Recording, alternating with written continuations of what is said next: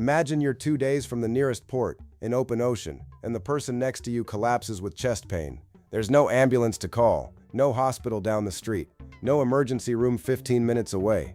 Just water in every direction, thousands of feet deep, and a ship that has to become the entire emergency response system on its own.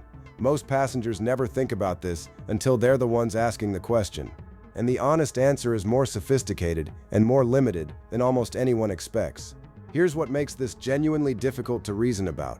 A cruise ship carries thousands of people, often with an age distribution skewed older than the general population, for voyages that can last a week or more, hundreds or even thousands of miles from the nearest coastline. Serious medical events, cardiac issues, strokes, major injuries are not rare edge cases. Statistically, with enough people on board for long enough, something serious will happen on nearly every voyage of a large ship. So the real question isn't whether a life-threatening emergency will occur. It's what specific system has to exist on board to give that person a real chance, when the nearest full hospital might be a full day away by any method of transport. Let's put the actual numbers in context. A large modern cruise ship typically carries a medical team of 2 to 4 physicians and 4 to 6 nurses, responsible for anywhere from 6,000 to 9,000 passengers plus 1,500 to 2,000 crew at any given moment. The onboard medical center is usually only 1 or 2 decks, but it's built to a specific maritime medical standard, typically modeled on international guidelines from organizations like the American College of Emergency Physicians Cruise Ship Medicine Section, or equivalent maritime regulatory bodies depending on the ship's flag state. Average distance from the nearest capable hospital, once a ship is mid-itinerary, can range from a few hours by helicopter to more than a full day by any method, depending on the region and weather. And unlike a hospital on land, this medical team cannot call in extra staff, cannot transfer a patient down the hall to a specialist, and cannot simply wait for backup to arrive. Most people assume the ship's medical center is essentially a glorified first aid station, good for seasickness and minor injuries, but not equipped for anything serious. That assumption is wrong, and it actually understates what's on board while also overstating what it can realistically handle long-term. A well-equipped cruise ship medical center is closer to a small emergency room than a first aid kit. It includes cardiac monitors, defibrillators, ventilators, a basic laboratory for blood work, digital X-ray capability, and a stock of emergency medications comparable to what you'd find in an urban ER.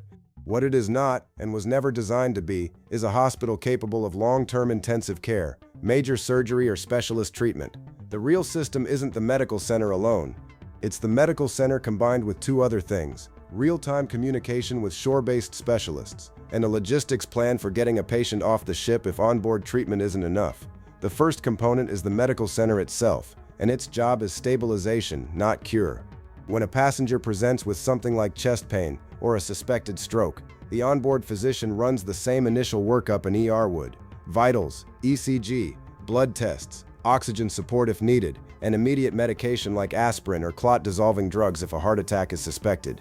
The goal at this stage is narrow and specific: keep the patient stable enough to survive the next several hours, because those next several hours are what determine everything that happens next. The second component is telemedicine, and this is the part most passengers have never heard of. Cruise ship physicians are frequently generalists, not cardiologists or neurologists, so major cruise lines maintain contracts with shore-based telemedicine services staffed by emergency and specialist physicians available 24 hours a day. The onboard doctor transmits the patient's vitals, ECG readings, and lab results in real time, and a shore-based specialist helps guide treatment decisions from thousands of miles away. This isn't a courtesy phone call. It's an active part of the treatment protocol, because a generalist physician managing a suspected stroke benefits enormously from a neurologist walking them through time-sensitive decisions in real time. The third component is evacuation logistics, and this is where the ship's location actually becomes the deciding factor in survival.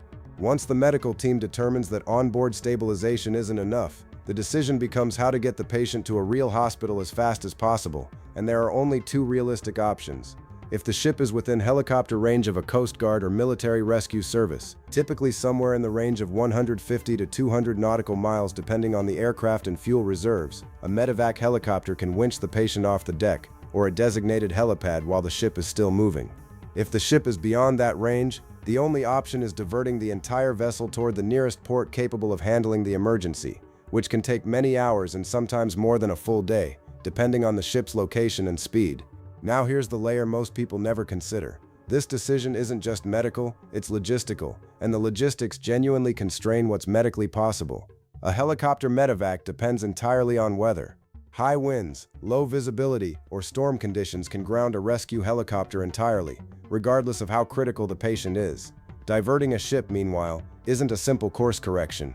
It means altering the itinerary of thousands of other passengers, coordinating with port authorities who may need advance notice to handle a medical emergency, and burning significantly more fuel to increase speed toward the new destination. Captains make this call constantly weighing patient survival odds against the practical reality of what's actually achievable given the ship's exact position, the weather, and the specific medical crisis unfolding on board. In practice, this system works far more often than people assume.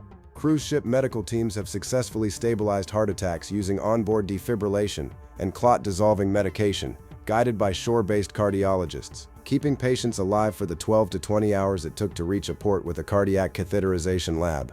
There are documented cases of onboard physicians performing emergency appendectomies mid-ocean because appendicitis left untreated for the time it would take to reach land poses a higher risk than the surgery itself. Births, including emergency cesarean sections, have also been performed on board when a birth's timing didn't allow for evacuation. None of this reflects a first aid station. It reflects a system explicitly designed to handle real emergencies using a working combination of onboard capability, remote expertise, and a clear-eyed logistics decision about when treatment on board has genuinely reached its limit. But this system has a real and specific edge, and it's worth being honest about where it breaks down.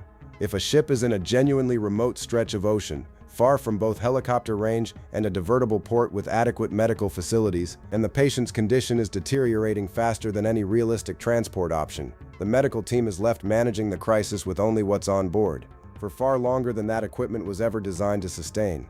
A ventilator can support one patient for an extended period, but a small onboard supply of specific medications, blood products, or specialized equipment can run out if multiple serious emergencies happen close together, which does occasionally happen given how many people are on board. And even successful diversions come at a cost measured in hours the patient may not have. A ruptured aneurysm or a severe stroke requiring immediate surgical intervention may not survive the time it takes even a fast diversion to reach port. This is the honest limitation of the system. It dramatically improves survival odds compared to having nothing, but it cannot fully replace the golden hour of care available in a land-based trauma center, and everyone in maritime medicine, from ship's doctors to cruise line risk managers, designs around that limitation rather than pretending it doesn't exist. So a life-threatening emergency at sea isn't survived because a cruise ship happens to have a well-stocked first aid kit. It survived because of a layered, deliberately engineered system, an onboard medical center capable of real stabilization, a live connection to shore-based specialists guiding decisions in real time, and a logistics framework constantly weighing helicopter range, weather, and diversion time against a patient's actual physiology. None of it guarantees survival. All of it exists specifically because the alternative, doing nothing until the ship reaches port, was never acceptable. So the real question was never whether help is possible in the middle of the ocean, it's how far that help can reach before the ship's isolation becomes the limiting factor.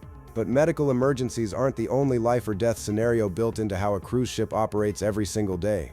What happens when the emergency isn't inside the ship, but overboard, in open water, with no one immediately watching? I've broken that exact protocol down in another video,